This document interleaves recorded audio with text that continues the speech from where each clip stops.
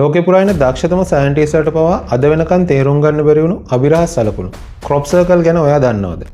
මේවා ඇත්තටම පිටසක් වලින් ආපු පණිවිඩද එහෙමත් නැත්නම් කාගරි ප්‍රෑන්ක් එකක්ද කියන එක අද වෙනකම් විසඳ ගන්න බැරි වුණ ප්‍රශ්නයක්. 1970 2004 කාලෙදී ලෝකේ පුරා තැන් තැන් වලින් මේ අභිරහස් සලකුණු මතුවලා තියෙනවා. මුලින් මේවා මිනිස්සු විහිළුවට කරපු දේවල් කියලා හිතුවත් 2001 2009 අතර කාලය ඇති වුණු සිදුවීම් ගොඩක් එක්ක මේ ගැන තියෙන මතය සම්පූර්ණයෙන් වෙනස් වෙනවා. අපි අද බලමු ලෝකේ පුරා දැනට හොයාගෙන තියෙන මිස්ටීරියස්ම ක්‍රොප් සර්කල් 4 මොනවද කියලා.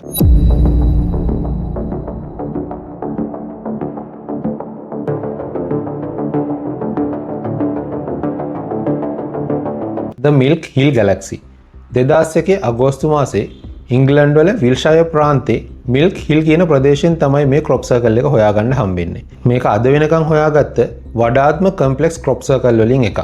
වර්ගඩි 780ක් වගේ විශාල භූමි ප්‍රමාණයක පැතිරිලා තිබ්බ මේ ක්‍රොප් සර්කල් එක මැතමැටිකලි පර්ෆෙක්ට් රවුන්ඩ් සලකුණු 409ක් එකතු වෙලා සටහන් වෙච්ච සලකුණක්. ඒ වගේම මේ සලකුණ හොයාගන්න කලින් දවසේ රෑ අධික වර්ෂාපතනයක් එක්ක විශාල කුණාටුවක් තිබ්බ කාලගුණයක් තිබිලා තියෙන්නේ. මේ වගේ භයානක කාලගුණයක් තිබ්බ එක රෑකින් කිසිම සාක්ෂියක්වත් සලකුණක්වත් නැතුව මනුස්සයෙක්ට මේ වගේ දෙයක් කරන්න පුළුවන්ද? The Archibald Reply. ඊට සති කිහිපයකට පස්සේ හැම්ෂයර් වල චිබෝල්ටන් රේඩියෝ ටෙලස්කෝප් එක ගාවත් තවත් අద్భుත විදිහේ සලකුණක් හොයාගන්න හම්බෙනවා. මේක හැබැයි කලින් දැක්ක වගේ නිකම්ම සටහනක් විතරක් නෙවෙයි.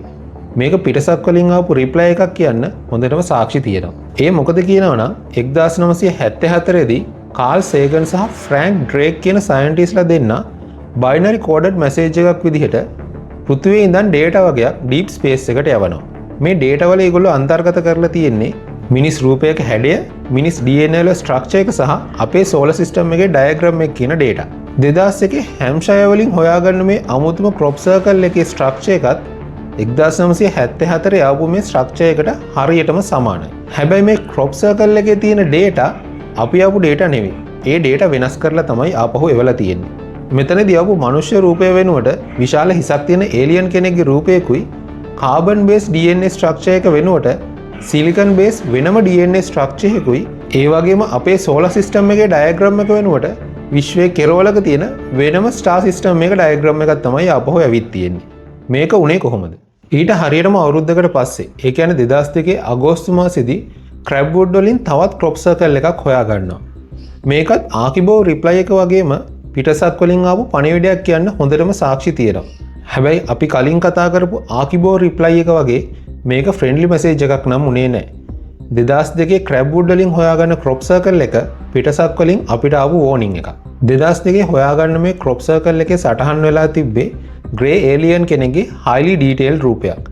ඒ විතරක් නෙවෙයි. අපි අද භාවිතා කරන CD එකකට සමාන රවුම් හැඩයකුත් මේක සටහන් වෙලා තිබ්බා. සයන්ටිස්ට්ලා මේක පරීක්ෂණ කරනකොට හොයාගන්නවා මේ රවුම් හැඩය නිකම්ම හැඩයක් විතරක් නෙවෙයි. මේකේ සටහන් වෙලා තියෙනවා actually readable ASII binary code එක. මේ සටහනින් හොයාගන්න කෝඩ් එක කම්පියුටර් සයන්ටිස්ට්ලා ඩිකෝඩ් කරනවා. එතනදී ඒගොල්ලන්ට අහන්න හම්බෙන්නේ grammatically perfect මෙන්න මේ warning එක. Beware the bearers of false gifts and their broken promises. Much pain, but still time. Believe, there is good out there. We oppose deception conduit closing. ඔයාලට මොකද මේ ගැන හිතෙන්නේ? මේ ක්‍රැබ්වුඩ් වලින් හොයාගත්ත warning එක දැනට ලෝක ඉතිහාසයේ හම්බෙච්ච අద్భుත මැසේජ් වලින් එකක් කියන එක කිසිම සැකයක් නැහැ. The 600 foot jellyfish. කාලයත් එක්ක අමතක වෙලා ගිය මේ ක්‍රොප් සර්කල් වලට 2009 දී ආයම මුළු ලෝකෙම අවධානය යොමු වෙනවා. එහෙම වෙන්නේ 2009 ඔක්ස්ෆර්ඩ් ෂයර් වලින් හොයාගන්න අඩි 600ක් දිග පාවෙන අණු සහිත ජෙලිෆිෂ් කෙනෙක්ගේ හැඩයක් තියෙන ක්‍රොප් සර්කල් එකක් එක්ක. මේකේ තියෙන විශේෂත්වය වෙන්නේ මෙච්චර කාලයකට හොයාගත්ත ක්‍රොප් සර්කල් ඩීටේල් ජ්‍යාමිතික හැඩතල වලින් හැදලා තිබ්බට මේක හරියට නිකන් ආර්ට් ප්‍රොජෙක්ට් එකක් වගේ. ඒ වගේම මේ ක්‍රොප් සර්කල් එක හොයාගන්නේ මිනිස්සුන්ගේ ගොඩක් ඈතින් තියෙන අවුරුදු 5000ක් විතර පරණ වේලන් ස්මිත් කියන සොහොන් ගයක් ආසන්නයේ තිබිලා. බැලු බැලමට මේ ක්‍රොප් සර්කල් එක සාමාන්‍ය ආර්ට් ප්‍රොජෙක්ට් එකක් වගේ පෙනුනට මේක ගැන පරීක්ෂණ කරන රිසර්චර්ස්ලා හොයාගන්නවා මේ ජෙලිෆිෂ්ගේ තියෙන ටෙන්ටිකල්ස් අපේ තියෙන මැග්නටික් ෆීල්ඩ් එකට හරියටම සමානයි කියලා.